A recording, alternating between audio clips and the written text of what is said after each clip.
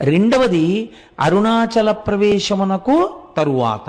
అరుణాచలంలో ఒకసారి ప్రవేశిస్తే ఆ జీవి యొక్క జీవితం ఇంకొకలా ఉంటుంది. అక్కడి నుంచి గీత కొట్టి ఇంకోలా చూస్తారు. కాబట్టి అందరూ అరుణాచలంలోకి ప్రవేశించలేరు. ఇది ఒక సిద్ధాంతం ఉంది. అయితే నాకు దీని గురించి కించిత్ అనుమానం ఉండేది.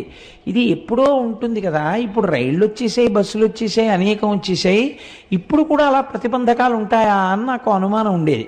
నేను మొట్టమొదటిసారి అరుణాచలం వెళ్ళినప్పుడు, ఈ సభలో ఎవరైనా ఉన్నారో లేరో నాతో వచ్చిన వాళ్ళు, శంకరం గారు ఉన్నారేంటే మీరు సాక్ష్యం అయితే, నాకు ఈ అనుమానం ఉండేది. చిత్రం ఏంటంటే, మేము చెన్నై నుంచి అరుణాచలం వెడుతుంటే వ్యాన్ బరస్ట్ అయిపోయింది.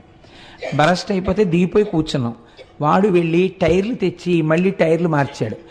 మళ్ళీ కొంచెం దూరం వెళ్ళింది, మళ్ళీ బరస్ట్ అయిపోయింది.